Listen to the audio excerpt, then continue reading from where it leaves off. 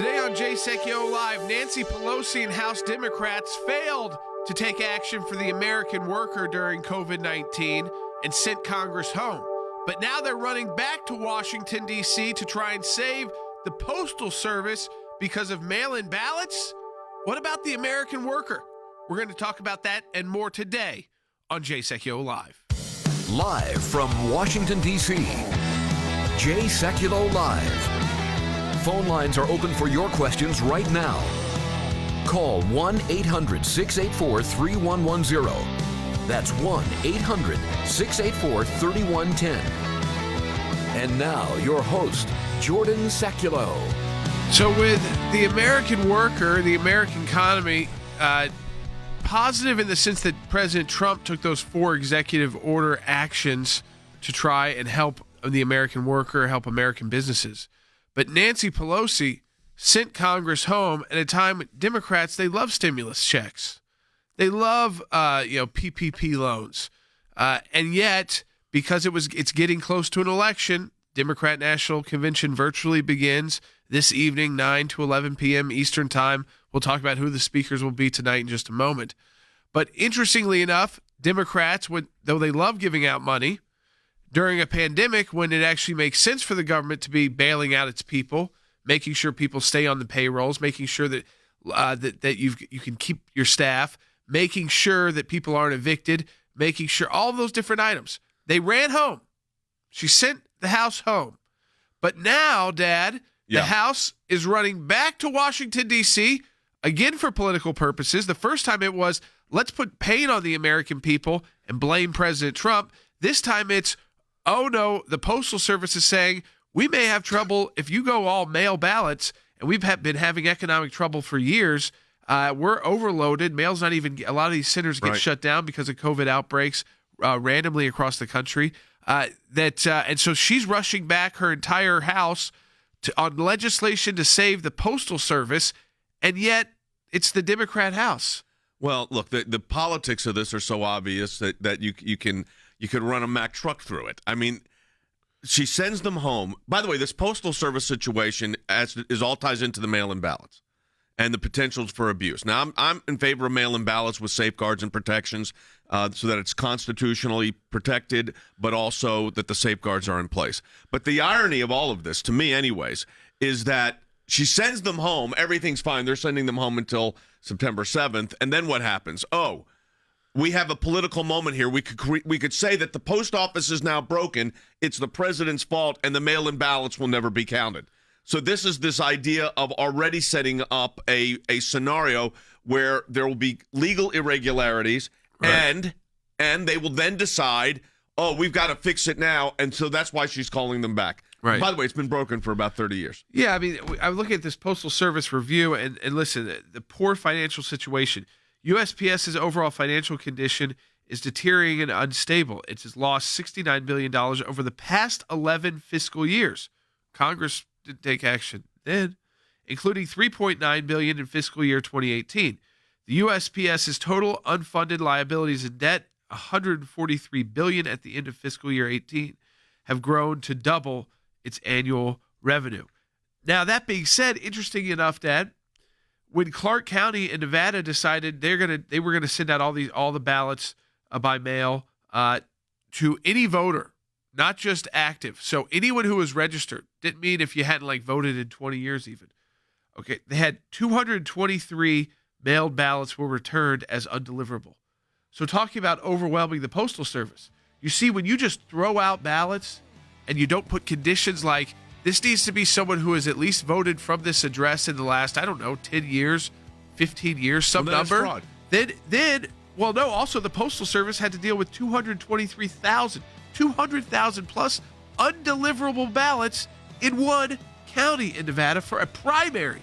Think about if you did that for a presidential. So the mess that causes. But again, I think the bigger story, Dad, they rush back for this. They don't rush back to help the American worker.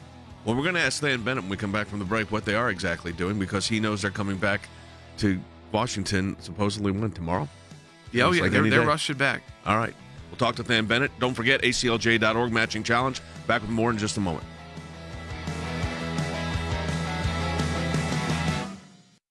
Millions of Americans desperate for economic relief from the pandemic, they're going to have to wait until next month at least. Congress is heading out of town with no coronavirus stimulus deal in sight. Now House Speaker Nancy Pelosi is calling lawmakers back from vacation to vote on a bill to stop any more changes to the service before the election. Pelosi accuses President Trump of a campaign to sabotage the election by manipulating the Postal Service to disenfranchise voters. The White House says President Trump would back new funding for the Postal Service as part of a package with more money for Americans affected by the COVID crisis. If we can agree on postal, let's do it. If we can agree on stimulus checks, let's do it. The idea they're going to defund the Postal Service just makes no sense. The Congress has already passed into law that $10 billion in borrowing authority, and Mark Meadows, the White House Chief of Staff, says the White House would agree to $10 billion for the Postal Service. They are trying to streamline delivery. Last year, overtime cost the Postal Service about $1 billion. They're trying to reduce that. They've come up with a test program in which letter carriers deliver their mail early in their shift rather than late in their shift. Listen, I'm concerned because of the pandemic. Will you send me an absentee ballot that comes directly to me? I certify that. I have a signature requirement that makes sure that it's me that's actually voting, and I send it back. I don't have a problem with that. The president doesn't have a problem with that. What we do have a problem with, and what I have a problem with, because I don't want my vote or anyone else's to be disenfranchised, is to send millions of ballots across the country. You can look at what's happened in New York. You know, Carolyn Maloney's district. It's I don't think it's been decided yet. I mean, it was June 23rd when the primary, the mail-in ballots are still coming in. It's ridiculous to even think that that would be acceptable for our presidency. All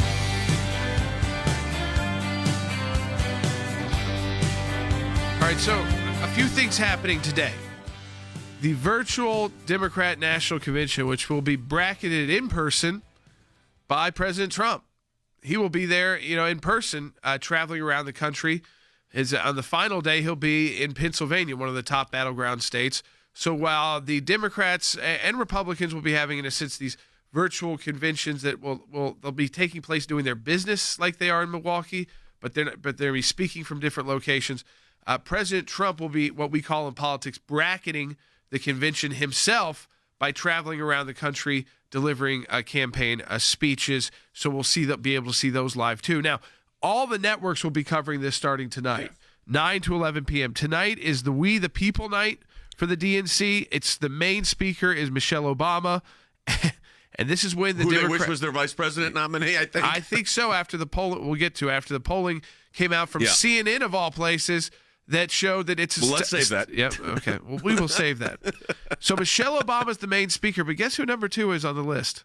Bernie Sanders. There you go. That's how you get the American people, right? That's how you win a tight election, is you put Bernie Sanders up on the first night of the DNC because he did so well in the primary. Yeah. Even Democrats wouldn't put him as the leader of their party. Now, there's others, too. You got Cuomo speaking tonight, some members of Congress as well. Senator Doug Jones, who they're praying, I guess, can somehow win and beat Tommy Tuberville in Alabama. Will not happen. So they're giving him one last shot. Amy Klobuchar. It's a lot of but again, the big people tonight, I'd say it would be Michelle Obama, Bernie Sanders, because who knows what he'll say, and, of course, Cuomo. All right, so I want to go to Than Bennett, our Director of Governmental Affairs in Washington, D.C. And I first want to hit this issue of the Postal Service, what's really going on. We know there's some shenanigans going on with mail-in balloting that we got to really keep an eye on. How do you read it, Than?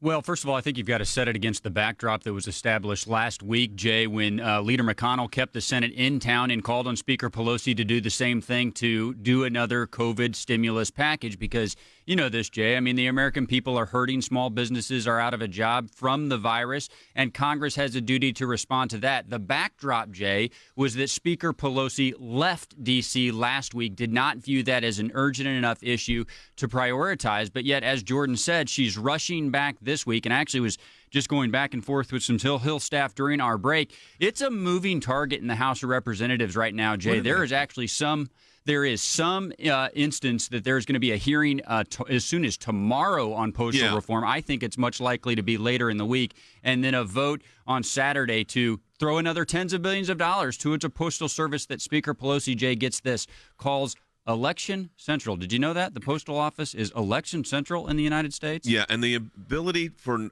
nefarious activities to take place with a mail-in ballot system that has no checks.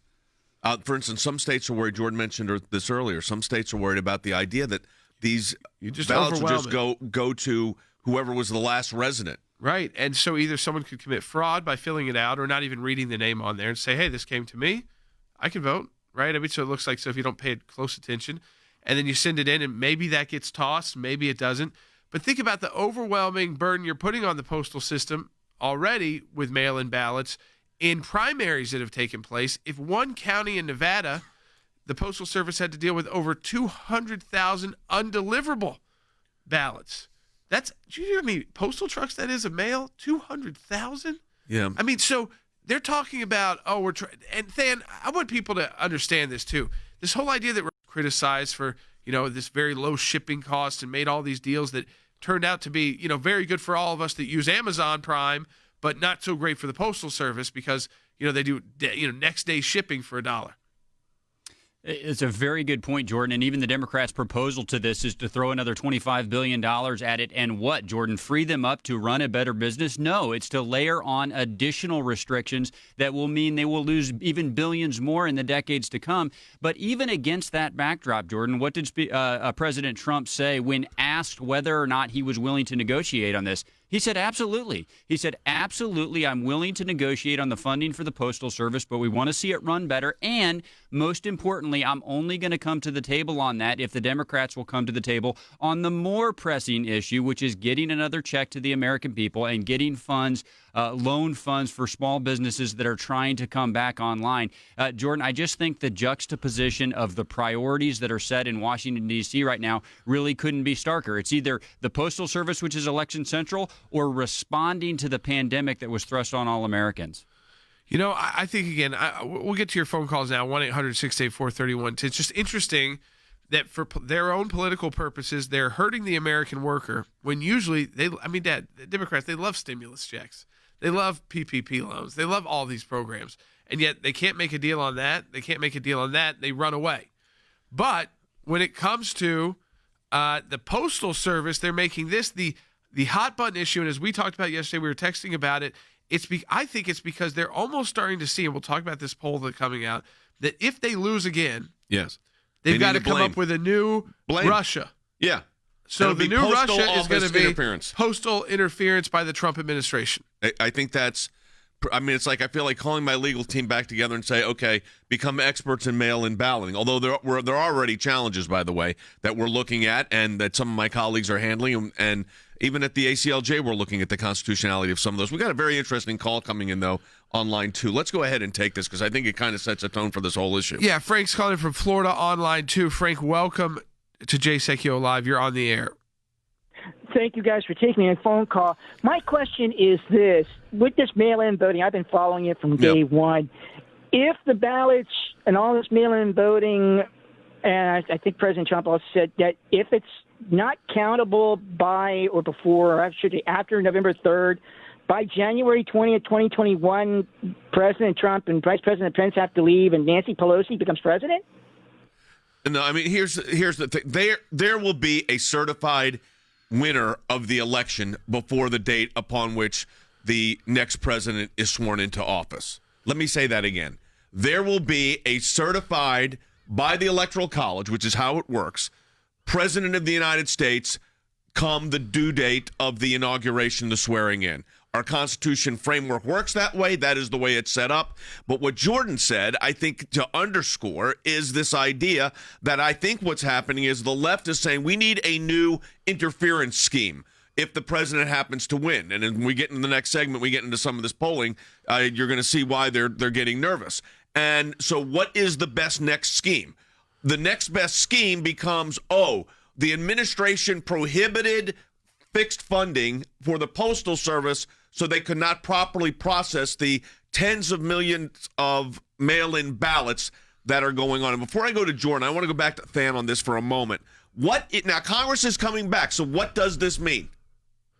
Yeah, Congress is coming back, Jay, and there will be a vote in the House sometime this week. Nancy Pelosi is saying right now it would be over the weekend, which, just side note, I mean, that's a ploy, too. They could come back and vote sooner or vote later. They want to do it over the weekend, so it looks historic. But, Jay, I think you will see a hearing, and then you will see the House pass a bill, probably with this $25 billion in funding. And my guess, Jay, they'll probably repass a bunch of that $3 trillion that they put in the HEROES Act, much of which was unrelated to the COVID stimulus. Here's what they won't do, Jay. They won't pass another bill that actually brings back to the negotiating table for direct payments and for a replenishment of the PPP. But you will see a political vote in the House of Representatives, I really do think, sometime by this weekend.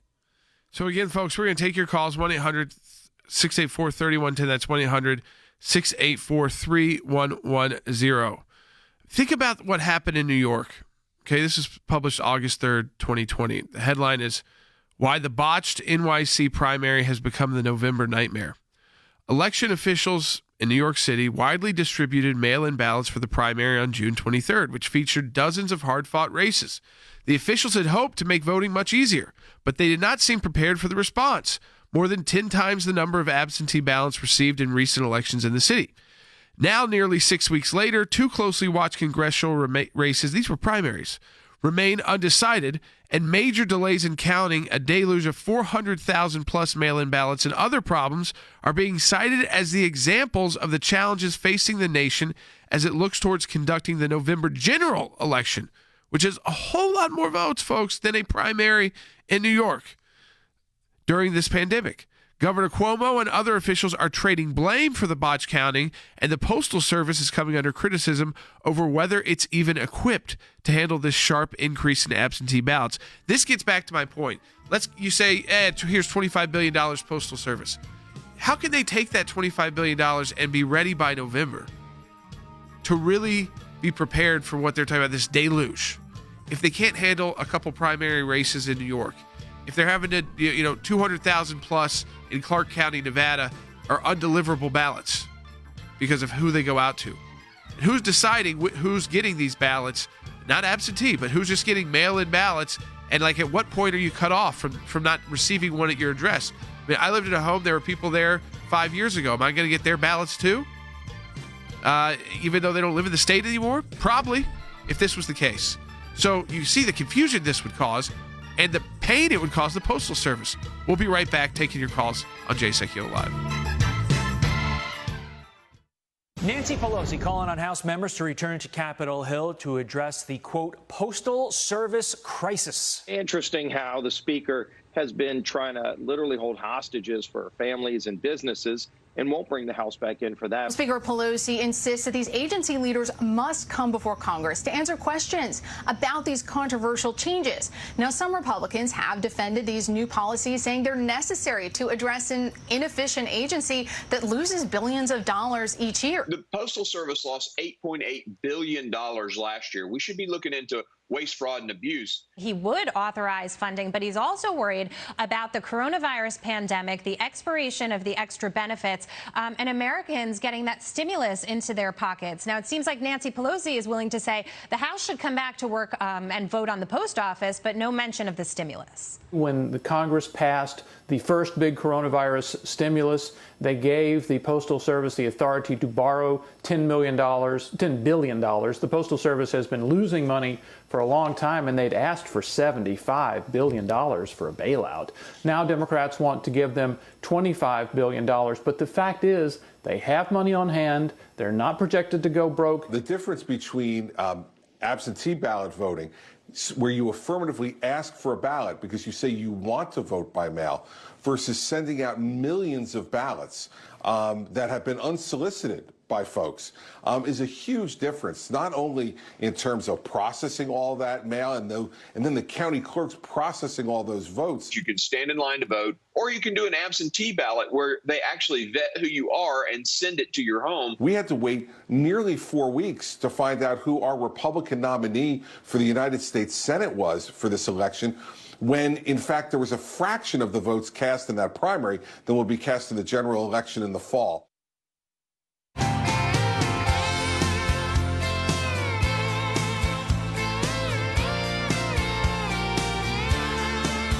So, I mean, we've got now a situation. So you've got there's notices being sent around Capitol Hill that the House is going to meet at 10 a.m. on Saturday, and the first vote could be as early as 11 a.m. So then it looks like they're gonna push us back towards post DNC virtual convention, and then start voting this Saturday in the House of Representatives on the postal issue. I want to make it clear to people they're not voting for the PPP issue, Than. They're not voting on stimulus checks. They're not voting on extending, people being evicted. They're not voting on that. They're voting on giving out $25 billion plus to the Postal Service. Yeah, because that was on the table last week, Jordan. I mean, if that was what they wanted to vote it on, they could have voted on it last week. Now, look, they might try to layer some of that stuff in to disguise it, but I think the American people are smarter than this, Jordan, and I honestly do not think, even politically, we know the policy's not right, Jordan, but even politically, I don't think this optic works for Speaker Pelosi. But by calling for the vote on Saturday, I do think there's a political layer to be discussed here, Jordan, because maybe they want to give some breathing room for the convention, but maybe they also want to take attention off of that as soon as they can by putting another issue on the table immediately after. You're right, though. I'm seeing notices go around the Hill that it looks like a vote could be as early as 11 a.m. on Saturday. I do expect there will be some kind of a hearing before that this week. Jordan, if I had to guess, I would guess maybe Wednesday or Thursday, although there are multiple days being put around. But look, I think the American people know better than this. They know that our elections actually work because there isn't a central authority providing oversight. Those are run by localities, Jordan, overseen by states, and that's what prevents the fraud. You can't just, in a matter of a few weeks, give all the power to the federal government to do a centralized system. The fraud that you're talking about and the delays in those two primaries, Jordan, can you imagine if you extrapolated that over an entire nationwide presidential election? It would be unbelievable. But Than, what is the deal? And we're going to get to the calls. What is the deal with? Is there a possibility that our government affairs team, we could work with, like the White House and what Mark Meadows is proposing and congressional Republicans are proposing, and saying, listen, you want this support for the Postal Service, we all utilize it. People that get absentee ballots need to utilize it too. We're talking to a lot of people. I'm sure they'll be utilizing it. In some of their states, they're going to have no choice but to utilize it. So they're going to want to make sure their vote gets counted. Can't we get a deal that says if we're going to move forward with this, because there's not votes for this in the Republican Senate, and it's certainly not a veto-proof majority, that even if it got to the president's desk, then they've got to go forward with PPP and they've got to go forward with the stimulus checks? Yeah, of course, Jordan. And in fact, I think you've heard that from all the negotiators. You definitely heard it directly from President Trump. You've heard it from Leader McCarthy. Leader McConnell has said that his preference is to have some dollars for the Postal Service in there. Now, long term, obviously, there needs to be some reforms. Those aren't going to happen before the November election. But this goes to something that your dad said in the last segment of the broadcast. There are states, Jordan, that do mail-in programs pretty well. And there are virtually every state does the absentee ballots pretty well. And so I think that both President Trump and Leader McConnell would have the expectation that there probably will be dollars for the Postal Service in a deal. But what they're not going to do, Jordan, is let the opportunity for a deal go by without meeting the most pressing demands, which is making sure that the American people who are suffering also get compensation. And that's what you heard from President Trump as well. But Jordan, to specifically answer your question, yeah, I actually think the only possibility for a deal would be is if PPP and direct checks and some dollars for the Postal Service with a promise for reform down the road. Jordan, I think all of those pieces are going to have to be in it. Otherwise, it's not going to clear all of the chambers that it takes and get the president's signature to become law. I'm going to take some phone calls, 1-800-684-3110. But, Than, I want to task kind of your government affairs team on an action item on this so our listeners know about it and really pushing. I'd be okay with the money going to the Postal Service to get it ready for this unprecedented time. And I think they've already had a tough time. I know from talking to my local postman that it's been a very tough time.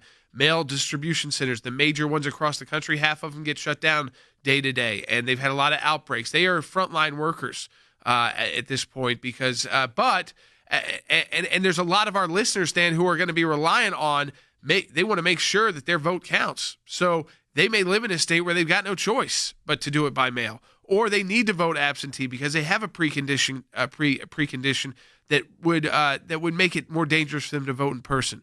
So I think what we need to push for at the ACLJ is, yeah, we'll go there with you. We don't like the fact that you ran away from D.C. to help and didn't help the American worker, but here's your second shot at it. You want us to get this to the Postal Service, get this for the American worker. Get the stimulus checks out, get PPP done, get that eviction stuff done, kind of take it broader than what the president was able to do via executive order. And then I want to task your team really pushing that message. We'll get a blog up on it as well I was at gonna say, aclj.org. Let's get a blog up on it. Let's get our team that handles our emails, Matt Clark and our teams, Bart and Logan and everybody else involved with that, to start notifying the American people exactly what we're asking for here. This is the art of politics, folks. This means this is negotiations. So if the money is going to go to the post office to help the Postal Service, especially with what would be an increase clearly in mail-in balloting, that's fine. But then we need also help to the American people. So let's get something for this. And we're going to activate our government affairs teams. Our office in Washington, D.C. is back open, and we are functioning. And we want to engage this issue. So I'm sure we'll have a petition up, other information, but it's very important to help the American people with this. We did Than's team did a very effective job in the first round of these negotiations on the PPP and then 2.0, and now we're at 3.0, I guess. So that's fine. Let's just get this done for the American people. You want to try to take that first call? Yeah, Sue in Nevada on line 1. Sue, welcome to Sekulow Live. You're on the air. Hey, Sue. Hi, guys. Thanks for taking my call. I have a question about this mail-in voting thing, which I'm very concerned about. Yeah. Can't President Trump just sign an executive order saying, no, we're not going to do mail-in ballots. We're going to vote in person. No. Absentee ballots are okay, but I see a big mess with this mail-in voting. So, and I was just let me. I want you to go ahead and finish. You were holding for a long time. Go ahead and finish. I was just wondering if he can put in a executive order saying, we've done this over the years. This is what we do. Yeah, so here's the thing. States control the method of election. I mean, now, there are federal constitutional safeguards that are mandated.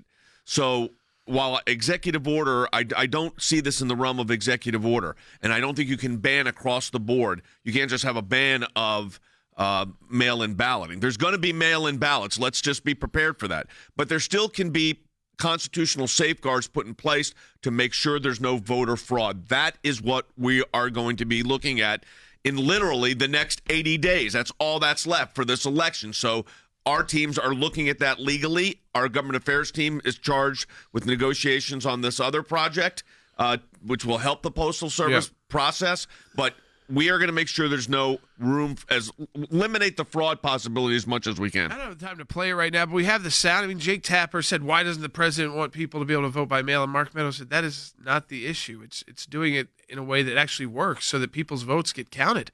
I mean, that is the big problem right now. And as I talk to you, all of you, I think the key is this. We can help the Postal Service because some of you, and Dad, we've been talking about this before too, you're going to have to embrace this mail-in because your state may be the only option they give you. Some may have drop-offs and other things, but some are just going to have mail. But let's make sure we get PPP done and the stimulus, that second round of stimulus checks out to keep our economy afloat during this time and not make this all about politics, which is what the Democrats are trying to do. It can be a victory for both, if you will. And that is a victory for all of us. 1-800-684-3110. We've got a lot of work going on at the ACLJ on the schools issue as well. Update you more about that later in the week. The CNN poll, you do not want to miss this second half hour.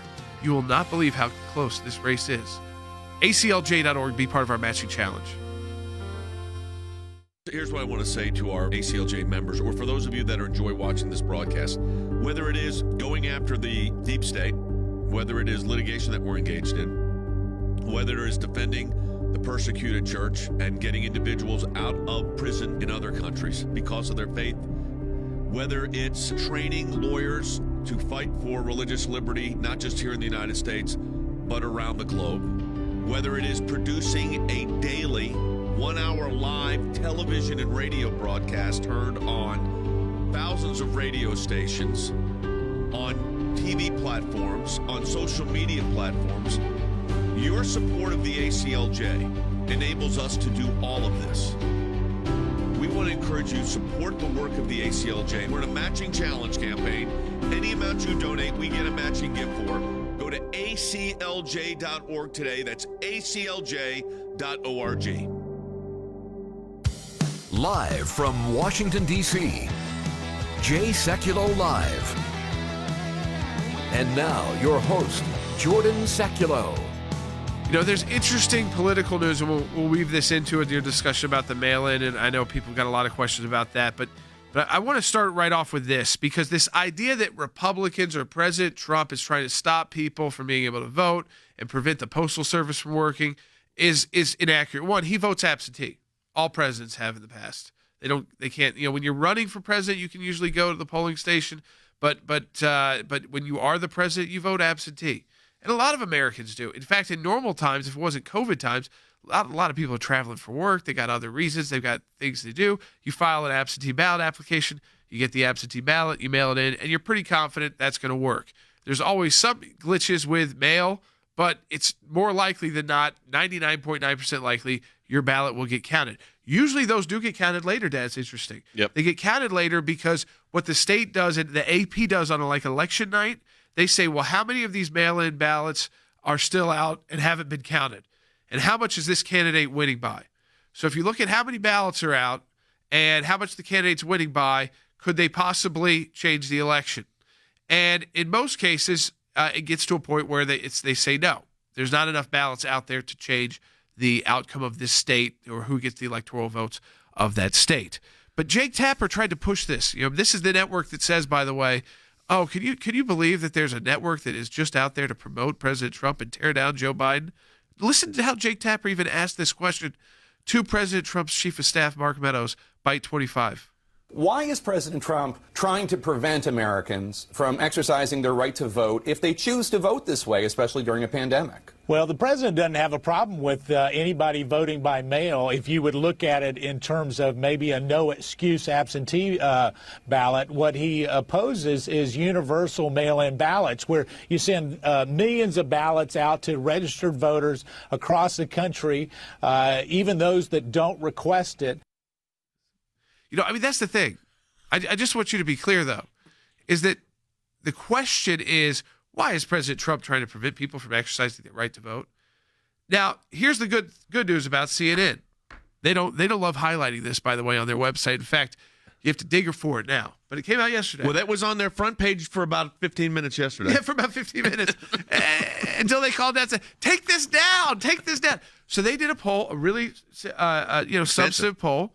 And in the poll, now this is why the Real Clear at Politics average, you'll see on Drudge, Biden plus 11, the national polls. But they did a poll. Now, they did a poll first of just registered voters, not just battleground states, folks. This is a national poll. CNN conducted it. We always know this oversamples, by the way, Democrats, but this is conducted by CNN.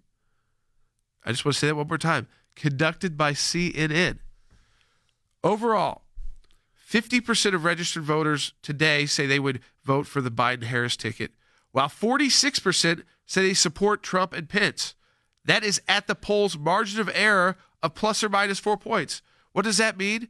In CNN's poll, it's a 50-50 tie. President Trump never had a poll that good nationally in the entire 2016 election cycle. Do you realize that? He's facing a pandemic, so the schools issue, economic kind of uncertainty, even though the stock market's been pretty good and people have been able to keep their jobs. For the most part, unemployment's going down again. But still, it gets even better for President Trump because they took it to the battleground states. I'm sure they thought, well, we get to those battleground states, Joe Biden will really be beaten up there, right? Across 15 battleground states, the survey finds out, they include all 15 together, that Biden has the backing of 49%, but Trump lands at 48%. It's a statistical dead heat in their polls. And what do we know about President Trump? Under polls. He's never had polls this good in his entire political career, I think that's especially right. in his first run. I think that's right. So this is why I think Democrats are scrambling to find a new reason to blame. And the Postal Service is going to be the new reason. It's the new That's Russia. going to be the new Russia. That is going to be the new challenge. So we'll get the Postal Service money. We need to get money to the American people. All of that needs to take place simultaneously. And if not, I think no money to the Postal Service. Oh, no, I think if they don't help the American people, you don't. Right, exactly right. And we're not going to let the left say this is the new election interference. But that's exactly what they're motivating. All right, when we come back, we're going to do something we don't do. This new NBC News Wall Street Journal poll this morning. I want to talk about it because it's pretty interesting. It's really all about Trump, right? The president's supporters overwhelmingly back him, but this poll shows that more than half of expected Biden voters are really voting against President Trump as opposed to for Joe Biden. I would say in a normal political environment, I'd say, you know what, you don't want to.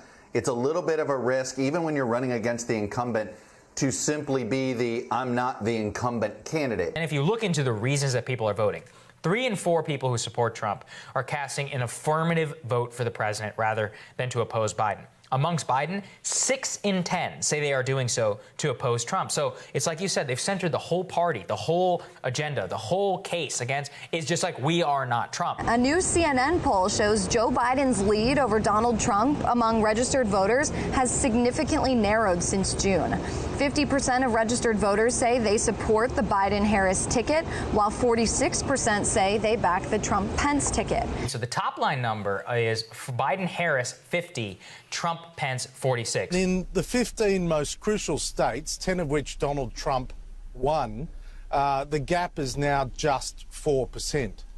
It's also interesting that one of the leading poll of polls websites identified that a week ago there was a 71% chance that Joe Biden would win the election. And that was exactly the same timing as a poll in 2016 that said Hillary Clinton had a 71% chance of winning the election. You look at these top line polls and people say 7%. Like you said, it smells a lot like Hillary Clinton to me. At the moment, the only thing Joe Biden's saying is, look, I'm not Donald Trump. And I have always, you and I have discussed this for a long period of time. That's not good enough to win the US election, to say I'm not the other candidate.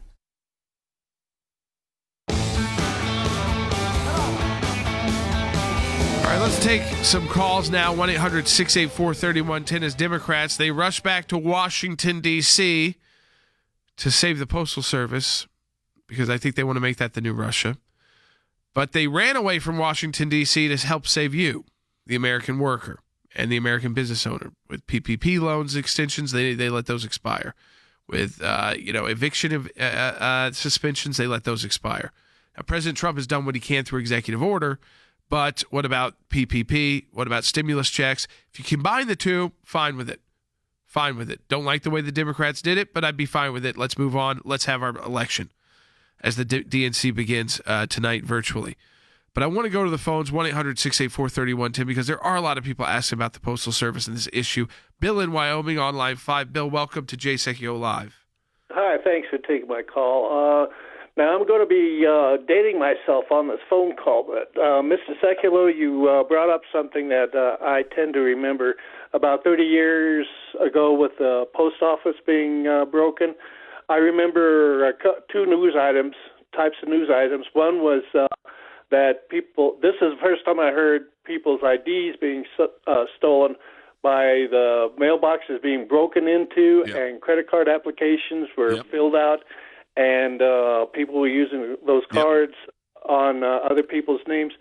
Plus, sometime later, I remember where some mail carriers were actually caught with thousands of pieces of mail, either in their homes or in their garages, and these people were tired. Yeah, and those are felonies, by the way. And if you look at your post box, I still think they have these on there. They used to print on there for postal official business only. Postal business only. I don't know if they still do that. It's why FedEx and UPS said that they couldn't get involved in this, is because they don't have that trademark. They've not been given that power by the U.S. government to have to carry out what is called official government business. Yeah, they can carry government documents, but they cannot conduct. And actually delivering the ballot is conducting the business. It's not just transferring documents over; it's conducting business of the federal government. So let me explain the difference between just a traditional mail-in ballot and an absentee ballot. Yeah. So I voted absentee before because I travel so much, and you got to you fill out a declaration that's under penalty of perjury. Yeah. You send it in. Someone has to usually be there, and also it usually has to be authorized or notarized, and then it goes back in, and you get your document, and that's how that works. What they're talking about with mail-in ballots, some of the states, literally they're going to mail it to almost like it'll be a name. It's almost like or present occupant or current occupant. There's going to be no safety measure in place, and that's what's going to court and fighting over, the safety measures that need to be put in place here. And I could, as a personal example, we moved about 4 years ago within the same state, but into a different county, so you'd be in a different Bureau of Elections, Board of Elections, different county Board of Elections. Now, with me, for some reason, it transferred right over. For my wife, she still comes up in both.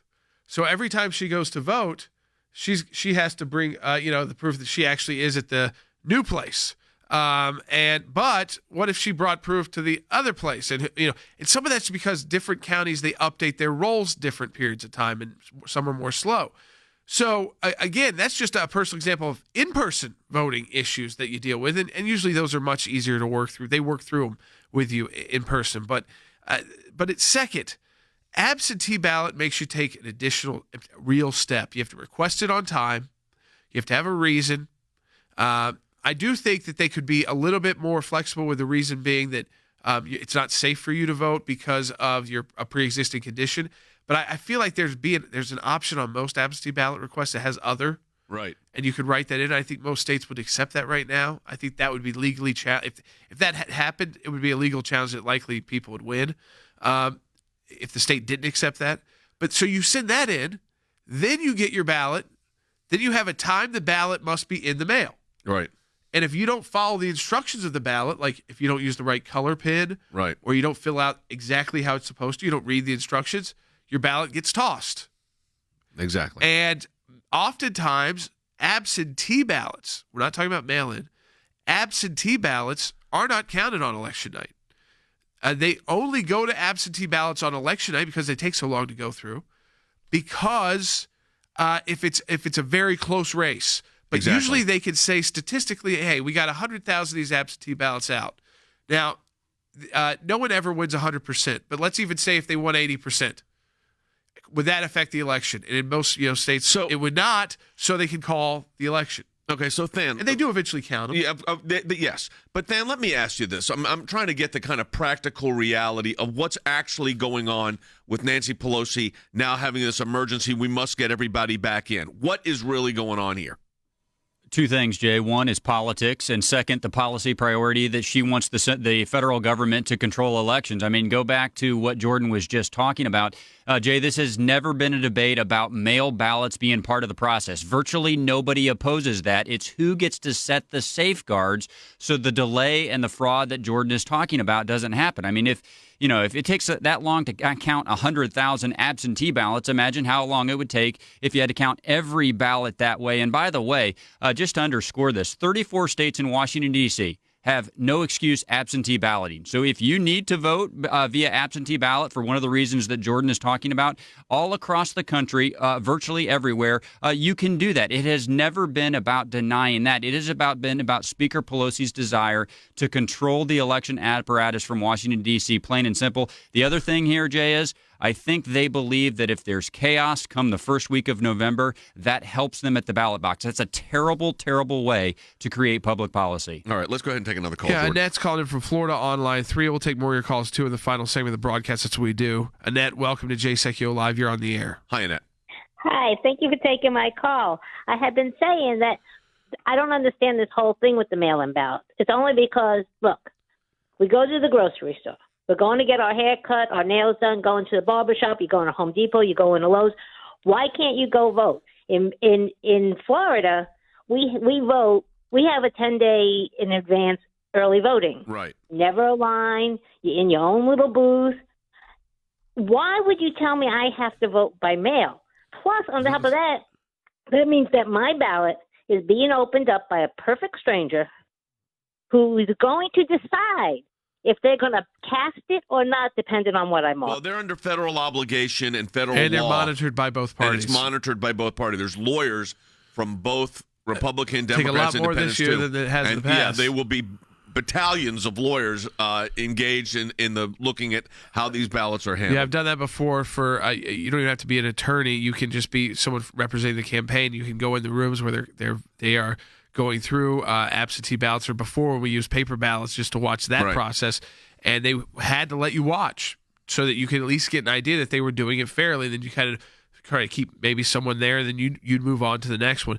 But what I think is important to point out too, I want to get this out before we get to the next break. We're going to keep taking your phone calls, 1-800-684-3110, is unless you live in a handful of states, I don't think you'll be forced to vote by mail.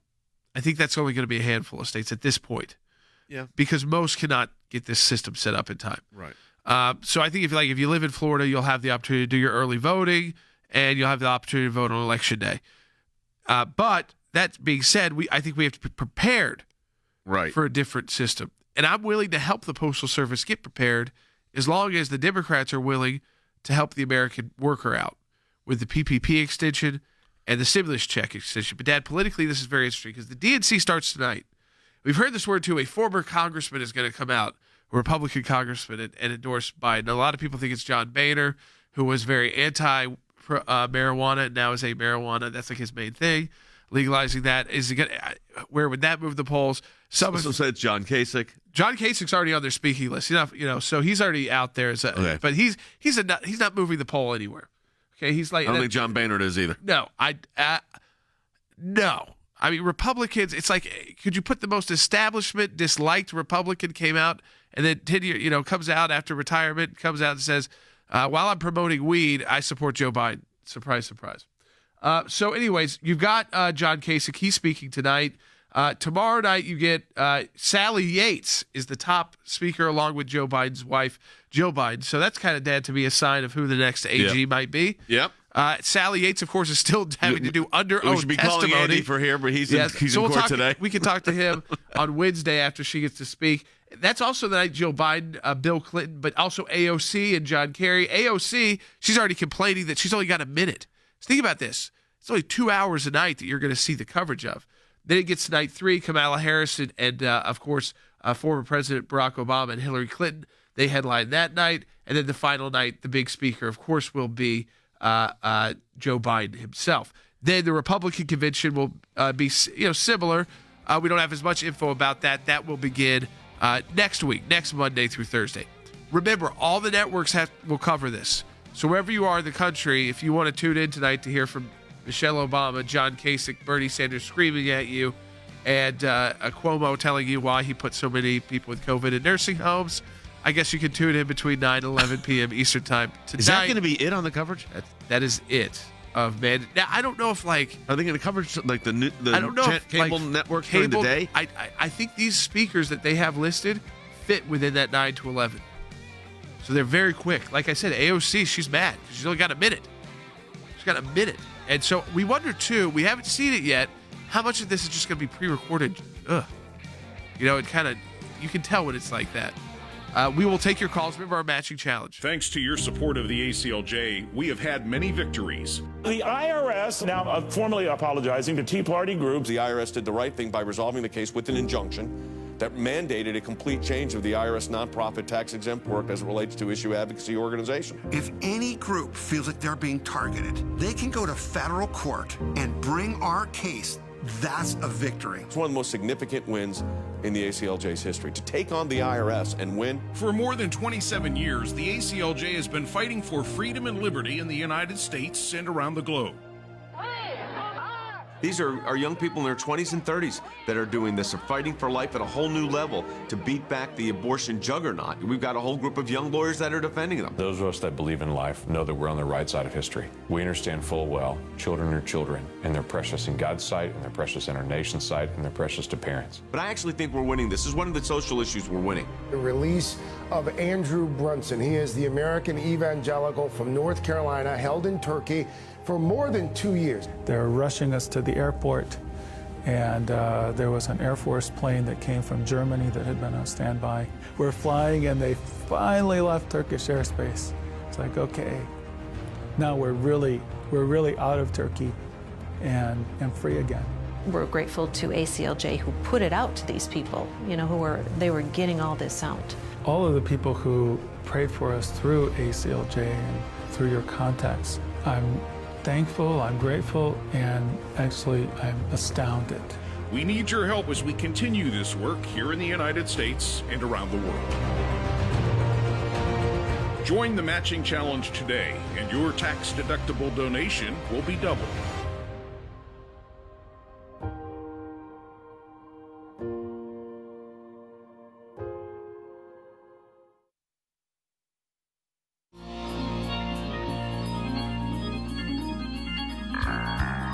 Hey, welcome back to Sekulow Live. Jumping in now because I want to get to the calls, and I want to get to a couple of points. One, the ACLJ, we're going to be taking action on this with this mail-in voting and what the House is trying to do, as well as making sure that if any action gets approved by the U.S. Senate and makes its way to the president's desk, that it includes, I'm fine with it including more funding for the Postal Service when at a time when they're in distress, even more so than they usually are. That doesn't mean we shouldn't have a larger debate down the road when we're not in a pandemic about what to do with the Postal Service. I think we should. But, okay, fine with that, as long as it includes the PPP and the stimulus checks and the other items that we've talked about, okay? So we know we're going to work hard on that. We're going to get more on that at aclj.org, give you an action item there. In that CNN poll that showed a statistical dead heat between Joe Biden and President Trump, that was a nationwide poll. We don't usually put a lot of weight in those. Right. But then in the poll of just the 15 battleground states, it was more than a statistical dead heat. It was 1 point. That's not just like within the margin of error. That's like, that could have just been one phone call off, and it would have shown President Trump in the lead in the 15 battleground states. I will tell you, out of the 15, 4 or 5 I already give to President Trump safely. So I think that they were hoping with a lot of these. But any underpolls, as you keep saying, Jordan, and you've said over and over again, he significantly underpolls, usually 6 to 8%. Yes. So if he's doing that right now, he's killing Joe Biden. The week that Joe Biden announced his VP nominee, which we weren't on the air, Dad. Logan and Will covered that. They did a great job. I think she was a total dud so far for Joe Biden. Didn't add a lot to the. This poll has shown that. Yeah. Let me just say this too. What's interesting, and then we'll get to the calls. In that poll, this is so important. If you work in politics, you know how important this is. They asked people who are going to vote for Biden and for Trump this. So they asked people who are voting for Biden, are you voting for Biden, Democrat, or are you voting against Trump? Only 37 or 38% said they were voting for Biden. Almost 60%, 58.9%, said they were voting against Trump. Remember John Kerry tried to run an anybody but Bush? That did not work out well. Polls sometimes showed it was looking like it might be, but ends up John Kerry gets destroyed. Turn that around. If you're voting for Trump, are you voting for him or are you voting against Biden? Well, if you're voting for Trump, it's close to 70%. That means you're actually casting your ballot because you support President Trump, not because you just don't like Joe Biden. And it's only about 27% that say, I'm doing it because I don't like Democrats or I don't like Joe Biden. So, Dad, the numbers being flipped like that, then we'll get to these calls. The numbers being flipped like that, I know this from campaign politics. Yep. You never win when you are the candidate whose people say, I'm not really voting for you, I'm just voting against the other guy. You literally, I've never seen a race where someone has won that way. No, I think that's exactly correct, and I think the history will show that to be the case again. All right, let's do this. We've got a lot of callers. Let's get to as many as we can. Some folks have been holding, Rick has been holding a long time, so is Donald. Start with Donald. Can I just read, though? Nate Silver, from 538, he said, if these numbers give you a sense of deja vu, it may be because they're very similar. Remember when we were on radio 3 days before where we said, well, Donald Trump could win this. Very similar to our final forecast in 2016. What did that final forecast show? They thought that was very close that Trump might be able to actually win. Yeah. That was 3 days before the election. I'm assuming we're going to be live that night on our broadcasts here with all our. Yeah, that'll be fun. Unless you're in court Unless I'm in court fighting over some of this. All right, let's get right to the phones. People have been holding on a long time. Let's make sure they get books as well. Let's go to Rick in Colorado, line 2. Rick, welcome to Sekulow. Hey, Rick, go ahead. You're on the air. Thank you for taking my call. Yep. 2 points. My wife is a rural carrier for the post office, And what the post office has done this last year with the union is gave the power to individual postmasters to require the carriers who provide their own vehicles to purchase larger vehicles due to the mail stream volatility and the Amazon deals and everything. So they put that onto the employee, except that I can't go into Canada and buy a right-hand drive vehicle to accommodate the size and being able for her to function and do her job. So there's a real problem. Like right now, we don't know. Yeah, they may I get it, require her Rick. to I get get a it, Rick. vehicle You look at the postal vehicles; they actually launched some new ones. We have some in our area. Some of the newer trucks that exist. They're not that much bigger. They're not carrying 200,000 ballots at a time. I'll tell you that. And no one's doing a route that large. But I think there's just a big mess in the Postal Service. That's why I think there's two issues. One, let's figure it out for this election. That's the short term. Only if, Democrats, you help the American worker, like you love doing usually, so we know what you're playing politics with. And two, when we get past this election, we got to figure out the Postal Service. Yep, no question. It's a mess. Let's go back to the phones. Donald, Indiana, you've been holding on a long time. Appreciate it, Donald. We'll send you a signed book. You're on the air. Hey, Donald. Hey, thank you for taking my call. I did want to follow up with something Fan alluded to a little earlier about the chaos leading up to the election. I saw a Facebook meme just the other day that said, hey, I received my mail-in ballots. Do I send all 7 in at once or do I space them out? Which leads me to my question. Do you think that the Democrats want the chaos? And if so, what's the end game with that? Well, go ahead. No, please finish. Yeah, the second question is, what legal recourse do we have when you suspect a lot of shenanigans and you can't verify who mailed in the ballot? Okay, so let me answer the second one. I'll ask Than about the political, what they're trying to do here, but let me answer the second part. So look, there's a team of lawyers, I will tell you, already in place that are already litigating cases now. Those cases are continuing. I just was texting with one of them down to get some updates.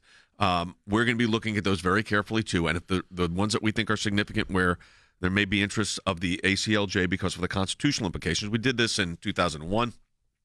I think we did it in the last go-around, too. We'll file briefs as necessary, friend of the court briefs. And I'm also looking at the various state challenges that are going on now. So there are procedural and constitutional safeguards that are mandated by the Constitution to have a valid mail-in ballot system. Now, Than, as to the political aspect, why are they doing this? Jordan alluded to it earlier, but I think it's worth reiterating. Yeah, very, very quickly, I'd say two things. Yes, they want chaos because they think that works in their favor. And two, by and large, Jay, states can do this. States have the authority to do a mail-in ballot, but the federal government wants to take that away from them. Those are two very different things. And the last thing you would want to do is create a mail-in ballot in a system in a rushed fashion, because that would ultimately lead to what? To chaos. Oh, but that's what they're looking for. Wendy in Alaska Online 6. Wendy, welcome to Jay Sekulow Live. You're on the air. Hi, Jay. Thanks for having me this morning. Sure. This actually, the comment that I have references this just previous comment you just made. So if you refer to the Constitution, clearly if there's an undetermined president with these mail-in ballots, then we will have Speaker of the House as our standing president until those mail-in ballots are counted, and that can take months, and I can only imagine the amount of damage that can be done by Pelosi. It's not going to happen. It will not happen. You can put enough bodies in this to make the counts happen. There will be a president. The courts will mandate it. They will say the courts are not going to allow that to happen. They should not allow that to happen. There will be a president sworn into office. What is it? Whatever inauguration day is in January of next year, there will be a president of the United States sworn into office. It will not be the Speaker of the House. No, I think what they're trying to set up, which is more nefarious, is they're looking at these polls not looking so good for Joe Biden. You hear those comments from Barack Obama. He said, Joe, as I can't even say it on air, is a good opportunity of messing things up, as I'll say, instead of the word that the former president used. And with Kamala Harris not really coming out, we'll see what the DNC does for him. But they're starting to look towards another 4 years of Trump. So what's their new Russia? This would be their new Russia. He stole the election. Don't forget to support the ACLJ. Do that at aclj.org. We're on top of all of these issues and broadcasting to you every day. aclj.org.